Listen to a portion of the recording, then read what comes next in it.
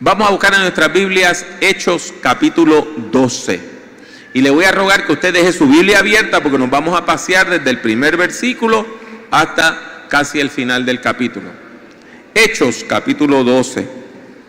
Y vamos a leer la palabra de Dios en el nombre de Jesús. Y vamos a leer los versículos 6 y 7, aunque en la predicación vamos a explicar todo el capítulo. ¿Ya lo tienen? Hechos, capítulo 12, versículos 6 y 7, dice la palabra del Señor.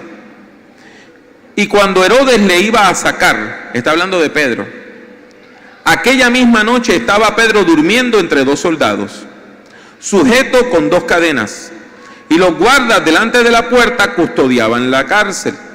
Y he aquí que se presentó un ángel del Señor, y una luz resplandeció en la cárcel, y tocando a Pedro en el costado, le despertó diciendo: levántate pronto. Y las cadenas se le cayeron de las manos. Bendecimos al Señor. Yo le voy a rogar, por favor, que usted cierre sus ojos en este momento y haga oración al Señor. Y en su oración pídale al Señor que le hable a su vida y a todos nosotros. Amén. Diga: Señor, habla a mi vida. Señor, habla a mi vida, Señor. Habla a mi vida, a la vida de mi hermano y mi hermana que está a mi lado, a la vida de toda esta congregación, a la vida de las personas que nos van a ver o nos están viendo ya por internet. Señor, te rogamos en el nombre de Jesús, en el nombre de Jesús, en el nombre de Jesús, que hables a nuestra vida y nos abras las Escrituras. En el nombre de Jesús. Amén. Podemos sentarnos.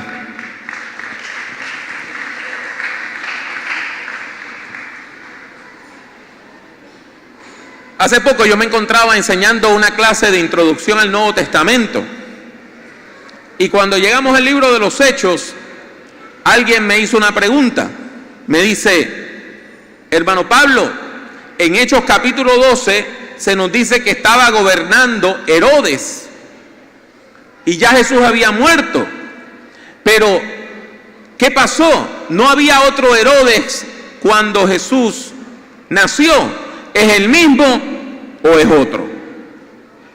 Y esa es una pregunta importante, porque en el Nuevo Testamento hay 4 reyes llamados Herodes. Uno es Herodes el Grande. Ese fue el que persiguió a Jesús recién nacido. Ese fue el que recibió a los magos. Y era un hombre sanguinario, tan sanguinario que mandó a matar a algunos de sus propios hijos. Así de sanguinario fue Herodes el Grande. Él tuvo varios hijos que llegaron a ser reyes. El segundo Herodes se llama Herodes Antipas. Herodes Antipas. Y ese fue el que mató a Juan el Bautista. Ese fue el que le compró la esposa a su hermano. No fue que se la quitó, fue que se la compró. Y ahí es que viene toda esta controversia con Juan el Bautista, cuando le dice: tú no puedes tener, no te es lícito tener a la esposa de tu hermano, y finalmente él mandó a matar a Juan. Ese es el que aparece en el momento de la crucifixión, que le llevan a Jesús ante él, y él le pide a Jesús que haga milagros y que lo entretenga, y cuando Jesús se niega, le dice: bueno, pues váyase. El tercer Herodes es este que se menciona aquí, que se llamaba Herodes Agripa I. Herodes Agripa I era hijo de un hombre llamado Aristóbulo, que era hijo de Herodes. Ese fue uno de los hijos que Herodes mandó a matar. Imagínese usted cómo usted se sentiría si su abuelito hubiese mandado a matar a su papá. Pues ese es Herodes Agripa. Y este hombre tuvo un hijo que se conoce como Herodes Agripa número 2. Y ese es el que al final del libro de los Hechos escucha al apóstol Pablo hablar de su conversión. Pero vamos a quedarnos con el tercer Herodes, Herodes Agripa I. Este muchacho, dado que su padre había sido asesinado por el rey Herodes el Grande, por su abuelo, huyó y se fue a Roma. Y allá se hizo amigo de las familias del emperador. Allá creció con un muchacho que se llamaba Gayo y que la historia conoce como Calígula, que llegó a ser emperador. Y también con el tío de Gayo, que se llamaba Claudio. Y este hombre siguió buscando poder político y lo nombraron rey de un pedacito de la Tierra Santa, donde no vivían personas judías, sino vivían personas extranjeras. Y cuando su tío Herodes Antipas muere, a él le dan el terreno que era de su tío para que sea rey. Pero en el año 41 le dan entonces el derecho de ser también rey de Judea. Ahí es que comienza Hechos capítulo 12. En aquel mismo tiempo el rey Herodes echó mano a algunos de la iglesia para maltratarles. Interesante, estos hombres de la familia de Herodes eran sanguinarios y eran matones y no eran gente religiosa. Sin embargo, este Herodes Agripa I se presentaba a sí mismo como el campeón del judaísmo. Él quería salvar el judaísmo. Él iba hasta la sinagoga a orar con la gente. Y entonces, en ese esfuerzo de levantar el judaísmo, comenzó a perseguir a la iglesia de Jesucristo. La iglesia de Jesucristo siempre ha sido perseguida. Recuerde que Jesús fue asesinado. Así que la iglesia nació en persecución. Y dice la Biblia, Hechos 12:2, que Herodes mató a espada a Jacobo, hermano de Juan. Mató a espada a Jacobo, hermano de Juan. Usted sabe que la Biblia nos habla de unos hermanos. En algunas versiones se llaman Santiago y Juan, en otras se llaman Juan y Jacobo. Eran hijos de Zebedeo. También eran pescadores junto con Pedro y Andrés.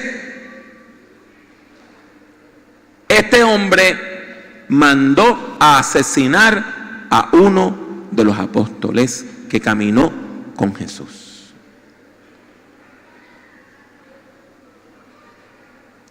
Y mire con lo que dice el versículo 3, qué cosa más triste. Y viendo que esto había agradado a los judíos, que el asesinato de un hombre de Dios había sido del agrado de otros religiosos. ¿Cuán enfermos tenemos que estar para alegrarnos de la muerte de otra persona? Mucho más de la muerte de una persona santa. Pues este Herodes, viendo que le salió bien políticamente eso de mandar a matar a Jacobo, dijo, bueno, si mandé a matar a uno de los apóstoles y me salió bien, imagínate que mate al jefe de los apóstoles, al apóstol más conocido. Entonces dice la Biblia que procedió a aprender a arrestar también ¿a quién? A Pedro. Y hay algo que si usted no lo lee con cuidado, no lo va a ver. Mire cuándo él manda a arrestar a Pedro. Eran entonces los días de los panes sin levadura. Y habiéndole tomado preso, le puso en la cárcel, entregándole a 4 grupos de 4 soldados cada uno para que le custodiasen. Y se proponía sacarle al pueblo después de la Pascua. La Pascua es la fiesta de los panes sin levadura. Jesús fue crucificado la semana de ¿qué? De la Pascua. O sea, que Herodes quiere asesinar a Pedro en el aniversario de la muerte de Jesús. ¿Lo vio? Lo único que en vez de matarlo el día de la Pascua, quería matarlo el otro día. O sea que en vez de mandarlo matar viernes, como nosotros celebramos el Viernes Santo, quería mandarlo a matar sábado o domingo, el día inmediatamente después que terminara la Pascua. De hecho, la Pascua comienza viernes y termina sábado, así que el asesinato de Pedro tenía que estar planificado para domingo, para el primer día de la semana. Y vean cómo manda que Pedro esté custodiado por 4 soldados en cualquier momento. Y hay varios turnos de soldados que lo están custodiando. Y dice el versículo 5 que así que Pedro estaba custodiado en la cárcel, pero la iglesia hacía sin cesar oración a Dios por él. Eso es importante. Y qué bueno que oremos por las personas que estén en necesidad. Y qué bueno que oremos por los hermanos de la iglesia. Pero la pregunta que yo le voy a hacer es: ¿con cuánta fe estamos orando por los demás? Y usted me va a decir: ay, hermano, qué mal pensado. ¿Por qué usted está dudando de la fe de la iglesia primitiva? En un minutito lo van a ver. Deje que sigamos leyendo. Pero anote que la iglesia está orando ¿por quién? Por Pedro. O sea que los hermanos estaban en el culto: Señor, bendice a Pedro. Señor, libera a Pedro. Señor, libéralo de la muerte. Señor, sálvalo de Herodes. Y la gente está orando para que el Señor ¿qué? Libere a Pedro. Guarde eso ahí. Seguimos con la historia. Dice la Biblia que cuando Herodes le iba a sacar, o sea, ya la noche antes de que Pedro sea asesinado, aquella misma noche estaba Pedro durmiendo entre 2 soldados sujetos con 2 cadenas, y los guardas delante de la puerta custodiaban la cárcel. Y vamos a ver que hay por lo menos 2 puertas. O sea, Pedro está dormido, a su lado hay un soldado durmiendo, y ese soldado tiene una cadena amarrada a Pedro. Al otro lado hay otro soldado que también tiene una segunda cadena amarrada ¿a quién? A Pedro. Y hay 2 puertas, y en una puerta está el tercer soldado y en la otra puerta está el cuarto soldado. ¿Cómo uno sale de ahí? Pues mire, uno sale de los problemas con el poder de Dios. Así es que salimos. No es por nuestra propia industria. Y dice la palabra que mientras ellos están durmiendo, 2 soldados velando, 2 durmiendo, Pedro amarrado con cadenas, he aquí se apareció un ángel del Señor, y una luz resplandeció en la cárcel, y tocando a Pedro en el costado le despertó diciendo: levántate pronto. Esto no es una fantasía. Dios tiene fuerzas espirituales, ángeles que están prestos a ir y venir a bendecirnos en el nombre del Señor cuando Dios nos envía. Créalo. La Biblia dice que algunos de nosotros, sin quererlo, hospedamos ángeles. Y qué hermosa la historia. Pedro está en su última noche. Ya él sabe que mañana se lo echan, que mañana va a tronar, que mañana va a morir. Y esa noche Dios envía un ángel, y el ángel lo toca y le dice: levántate pronto. Y en ese momento las cadenas, ¿qué pasa con las cadenas? ¿Las cadenas qué? Las cadenas se rompen, las cadenas se caen. ¿Y cómo queda Pedro? Libre.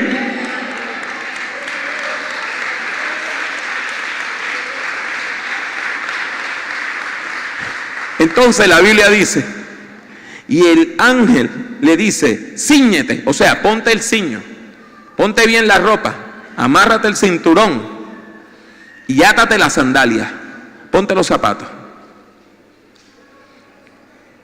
Y así lo hizo. Y le dijo, envuélvete en tu manto. Y él agarra su manto y se envuelve. Y el ángel le dice, sígueme. Y él va siguiendo al ángel. Pero mire lo que dice el texto, versículo 9. Que mientras estaba pasando todo eso, Pedro decía, estoy durmiendo, esto es una visión.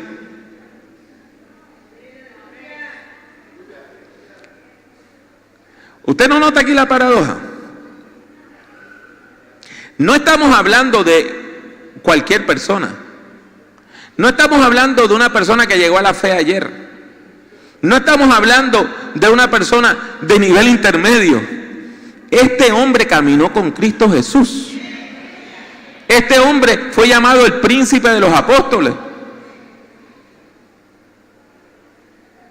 Debía tener fe. Él vio los milagros. Él vio a Jesús resucitar gente. Él vio a Jesús multiplicar el pan. Y cuando le toca su propia liberación, y la liberación está ocurriendo, no lo cree. ¿Usted se da cuenta de eso? Él no lo cree. Dios bendice a otro, Dios sana a otro, Dios sanó a aquel, Dios bendijo a aquel. Y a mí, no, a mí no. Esto no está pasando.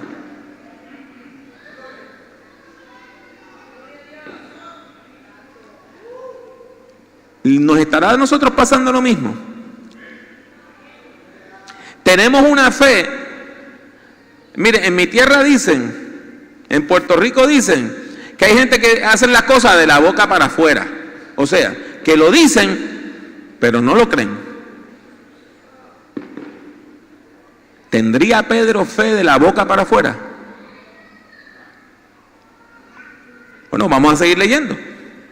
Dice la palabra, y saliendo le seguía, pero no sabía que en verdad lo que hacía el ángel, sino que pensaba que era una visión. Habiendo pasado la primera y la segunda guardia, pasó por los dos guardias, que están parados ahí despiertos y no lo ven. Llega a una puerta de hierro. Ahora sí, ¿quién nos va a abrir la puerta de hierro? Pues mire lo que dice la Biblia. Mire lo que dice la Biblia. Llegaron a la puerta de hierro que daba a la ciudad, la cual se les abrió por sí misma. ¿Ok?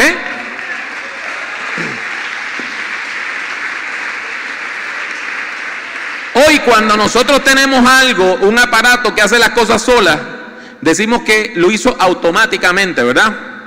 Esa es la palabra que aparece aquí. Automáticamente en griego. Porque autos quiere decir mismo en griego.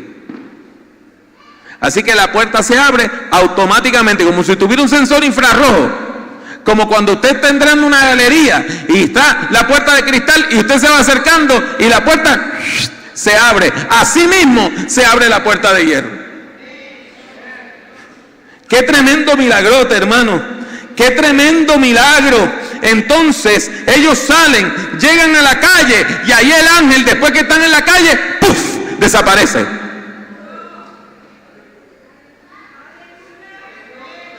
Y yo me imagino que Pedro dijo, bueno, ahora yo voy a abrir los ojos, voy a estar en mi camita, amarrado con los dos soldados que me van a matar mañana.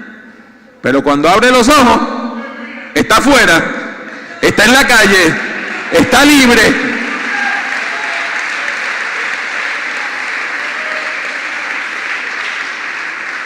Y ahí es que usted se da cuenta que durante todo ese proceso Pedro no tenía fe, él no lo estaba creyendo. Dice, que Pedro dice, versículo 11, mírenlo en su Biblia. Entonces Pedro, volviendo en sí, dijo, ahora entiendo verdaderamente que el Señor ha enviado su ángel y me ha librado de la mano de Herodes y de todo lo que el pueblo de los judíos esperaba. O sea, mientras él está siendo liberado, no lo cree. Él no lo cree hasta después que pasa el evento. Y vuelvo y le repito, no estamos hablando de una persona recién convertida. Estamos hablando del mero mero. Aquel a quien el Señor le dijo: apacienta mis corderos. Si un líder como Pedro duda, aún viendo el milagro, duda, la pregunta que se impone cuando Dios está haciendo todas estas cosas grandes entre nosotros, ¿nosotros tenemos fe o estamos dudando? Pues mire, imagínense que el sermón es un auto de marcha, ¿verdad? Ya pedimos la tercera, vamos a meter ahora la cuarta, porque la historia se complica todavía más. Vuelvo y le digo, le dije que tuviera su Biblia abierta, porque a veces nosotros leemos, pero no leemos. Y a veces no entendemos hasta que se nos explica. Miren lo que dice el versículo 12. Y habiendo considerado esto, llegó a casa de María, la madre de Juan. Está hablando de Juan Marcos. El que tenía por sobrenombre Marcos, donde muchos estaban reunidos, ¿qué? ¿Haciendo qué? Orando. O sea, la iglesia sabe que al otro día van a matar ¿a quién? A Pedro. Y la iglesia está en vigilia toda la noche orando para que el Señor libere ¿a quién? A Pedro.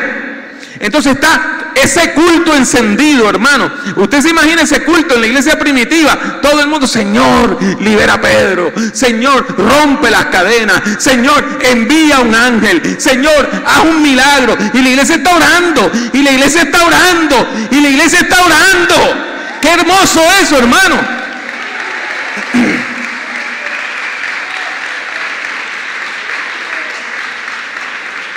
Pero aquí viene otra enseñanza importante para usted y para mí. Cuando llamó Pedro a la puerta del patio y él llega a mitad de noche, ellos se asustan. Ahí están los militares que nos van a matar. Y quien único sale es una muchacha que se llama Rode. ¿Quién anda ahí? Es Pedro. Y la chica reconoce la voz de Pedro, y la reconoce, y se alegra, pero no abre la puerta. Léalo ahí, mire, la cual, cuando reconoció la voz de Pedro, versículo 14, de gozo, no abrió la puerta, sino que corriendo adentro dio la nueva de que Pedro estaba a la puerta. O sea, imagínese usted, está el culto, la gente orando: Señor, libera a Pedro. Señor, envía un ángel. Señor, rompe las cadenas. Señor, ciega a esos guardias. Y de momento entra la chica, interrumpe el culto. Hermano, Pedro está a la puerta.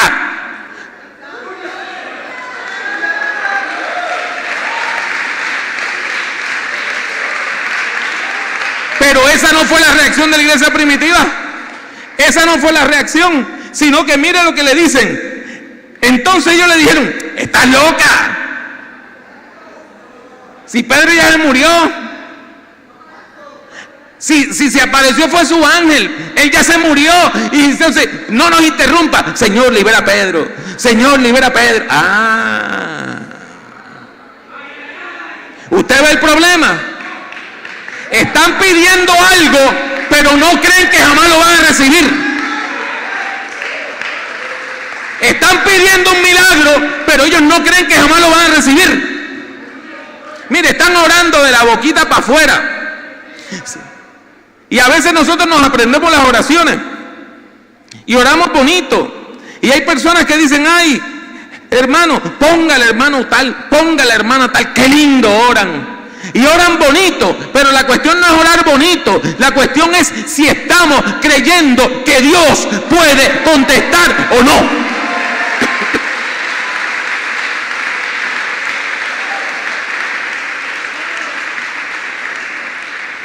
Les repito el versículo 15. Y ellos le dijeron: estás loca. Pero ella aseguraba que así era. Mas ellos le decían: es su ángel. O sea, ya murió. Entonces, si usted está convencido de que se murió, ¿por qué está orando para que Dios lo libere?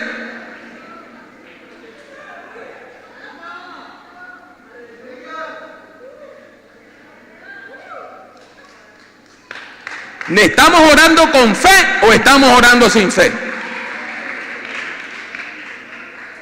A mí me pasó cuando yo estaba pastoreando en Puerto Rico, que teníamos un templo incompleto. Yo llegué a un templo incompleto, un templo que lo habían dejado a mitad, el edificio, y había partes que estaban en peligro de derrumbarse. Y voy donde uno de los líderes más importantes de la iglesia y le digo: hermano, tenemos que seguir trabajando para completar esto. Y él me dice: mire, pastor, esto nunca lo vamos a completar. Cristo viene y esto no lo hemos terminado. Entonces, una vez más, ¿estamos creyendo? ¿O estamos orando nada más para dar la apariencia de que tenemos fe? Esta iglesia está orando por completar este templo. Yo vine hace unos 9 meses, ¿verdad?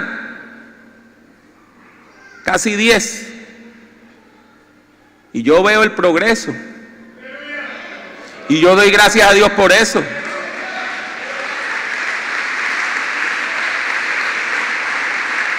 Pero mientras estamos orando, mientras estamos ofrendando, mientras estamos levantando, ¿creemos que vamos a terminar o no? ¿Estamos orando con una fe verdadera? ¿O estamos orando por decir: no, el tema de la vigilia es orar por Pedro? Bueno, ya ese se murió, ya por él no hay nada más que hacer, pero dieron que ese es el tema de la vigilia, así que ahí vamos a orar por Pedro. Pero usted se imagina, la pobre Herodes, ella sale corriendo: hermano, ahí está Pedro. ¡Ah! ¡Qué Pedro, ni qué Pedro! Ese ya se murió. No, si yo lo oí. ¡Ay, estás loca!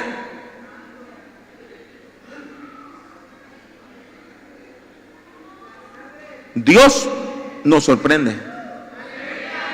Dios nos sorprende. Porque Dios contesta la oración. Dios contesta la oración cuando Él quiere. Dios contesta la oración como Él quiere. Dios contesta la oración cuando es provechoso. No cuando usted lo quiere. No como usted lo quiere.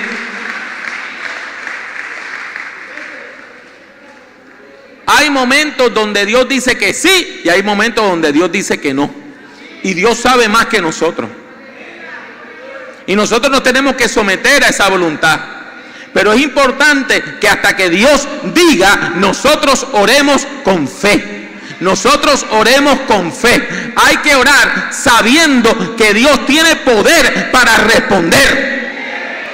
Porque de otro modo lo que tenemos es una apariencia de piedad. Ahora, Pedro no les podía criticar, porque él tampoco lo había creído al principio. No es que tan pronto llegó el ángel empezó a glorificar: Señor, me liberaste. Cuando el ángel llegó, ¿qué fue lo que él dijo? Esto es un sueño.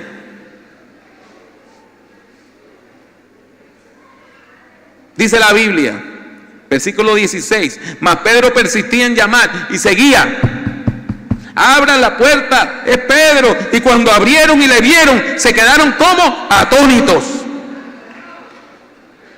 Hicieron como condorito, plop, y ahí cayeron al suelo. Pero ¿cómo va a ser?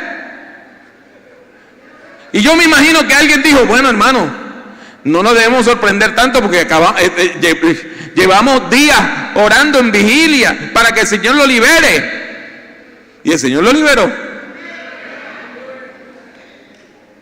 Entonces, Él, haciéndoles una señal con la mano, dice la palabra del Señor, les pidió que bajaran la voz, ¿verdad? Porque recuerden que hay militares que lo están buscando. Haciéndoles con la mano señal de que callasen, les contó cómo el Señor les había sacado de la cárcel. Y le dijo: sabed esto a Jacobo. Y usted va a decir: pero Jacobo no está muerto. Sí, este es otro Jacobo, también llamado Santiago. Este es el hermano de Jesús. Yo sé que a usted le dijeron en otro lugar que Jesús no tuvo hermanos y que María no tuvo más hijos. La Biblia dice que Jesús tuvo varios hermanos. Y 1 Corintios 15 dice que uno, llamado Santiago o Jacobo, es el mismo nombre en griego, Cristo resucitado se le apareció y ese se convirtió en el gran líder de la iglesia de Jerusalén. Y Pedro dice, díganle a Jacobo y a los hermanos que Dios me liberó. Y entonces se fue a esconder a otro lugar, porque él está huyendo de los militares, ¿verdad? Usted se puede imaginar al otro día el alboroto que se formó cuando Herodes, que está dispuesto a hacer tremendo espectáculo, tremendo show, vamos a matar a otro de los apóstoles, vamos a matar al príncipe de los apóstoles, a la mano derecha de Jesús, y cuando lo van a buscar, no está en la cárcel. Pero como Herodes era un hombre sanguinario, mire lo que dice el versículo 19. Mas Herodes, habiéndole buscado sin hallarle, después de interrogar a los guardas, ordenó llevarlos a la muerte. O sea, se les escapó, pues ustedes son los que se van a morir. Y los 4 guardias murieron. Le dije que este hombre era religioso, pero era asesino. Hay gente que usa la religión para matar. Aún hay gente que sabe mucha Biblia y como el apóstol Pablo antes de su conversión, la usaban para matar gente. Y este hombre era muy religioso y mataba gente. Pero Dios es justo. Y dice el versículo 20 en adelante que Herodes se fue a la ciudad de Cesarea, que estando allá dio un discurso vestido con ropas reales y la gente empezó a gritar mientras él estaba dando el discurso, voz de Dios y no de hombre, o sea, diciendo que Herodes no era un mero hombre, sino que era un Dios. Y como Dios no le da su gloria a nadie, el versículo 23 dice, al momento un ángel del Señor le hirió, por cuanto no dio la gloria a Dios. Y Herodes, el rey vestido con tela fina, murió. Y después que murió, cuando le abrieron el vientre, estaba podrido, lleno de gusanos. Hay un libro que escribió un historiador del primer siglo que se llamó Flavio Josefo y dice que la agonía del rey duró 5 días. 5 días en agonía. Y que así, cuando lo abrieron, estaba completamente podrido por dentro, aunque por fuera estaba vestido con telas finas. Y yo quiero que usted mire las paradojas de este texto. El rey que es piadoso mata gente. Eso es una paradoja. El rey que por fuera parece que está vestido de oro, por dentro está como podrido. El príncipe de los apóstoles que caminó con Jesús y vio todos los milagros, cuando el Señor lo va a salvar, no lo cree. Y la iglesia estaba orando por algo que pensaban que jamás iba a ocurrir. ¿Qué enseñanza tiene este texto para nosotros hoy? ¿Qué enseñanza tiene este texto para nosotros hoy? La enseñanza que tiene es que cuando nosotros oremos al Señor, lo hagamos con fe. esperando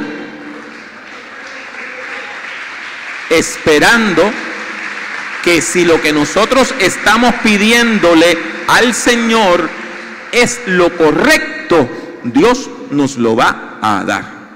Mire lo que le estoy diciendo. Hay otros predicadores que le van a decir, todo lo que tú pidas lo vas a recibir. Eso no es cierto. Porque si usted está pidiendo algo malo para usted, Dios no se lo va a dar por más que usted se lo pida.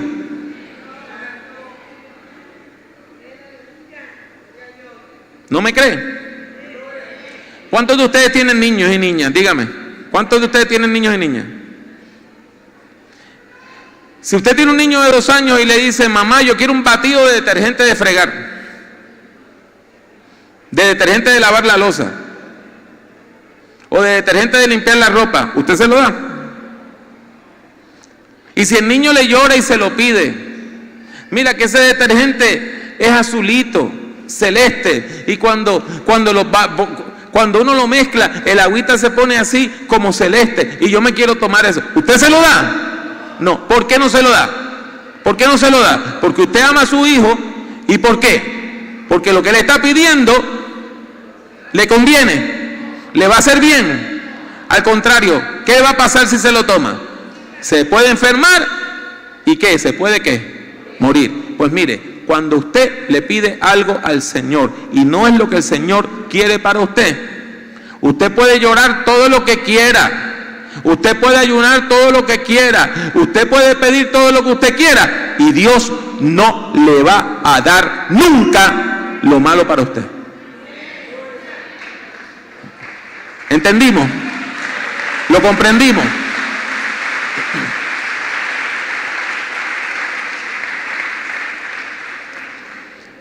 No sé si el pastor ha tenido la experiencia, pero a mí me pasó como pastor varias veces. Una chica criada en la iglesia desde niña, que ama al Señor, que cantaba en la iglesia, que oraba con fe, que era maestra de los niños. Cuando llega a ser una señorita, no le gustan ninguno de los muchachos de la iglesia, porque los encuentra que son como muy tontitos. Ella quiere un chico malo, Entonces se va afuera al mundo y nos trae a un pandillero. Y llega, ay pastor, vamos a pedirle al Señor por la conversión de mi novio. Yo quiero que mi novio se convierta, ¿sí? Tráelo a hablar conmigo. Y cuando nos trae el novio, nos llega cuco venenoso ahí. Ah, pastor, ¿cómo está?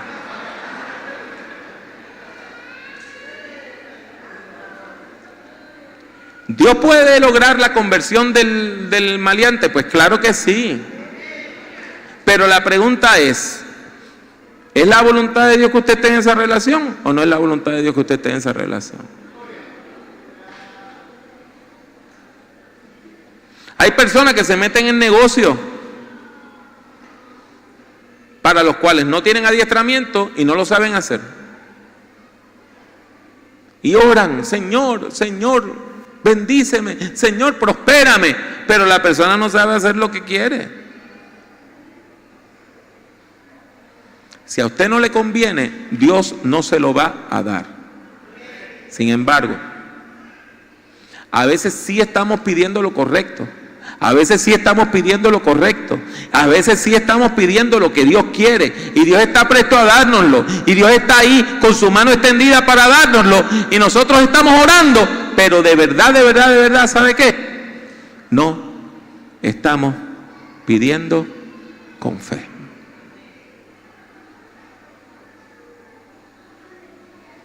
Este texto nos debe llevar a examinarnos a nosotros mismos. Y yo le voy a pedir que usted cierre sus ojos e incline su rostro.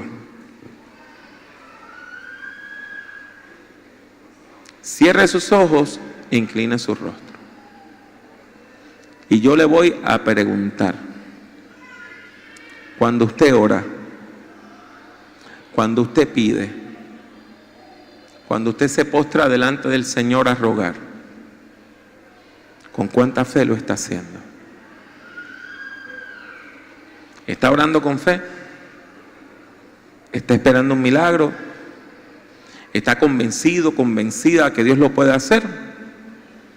¿O usted está orando a la misma vez que dice, esto nunca va a pasar?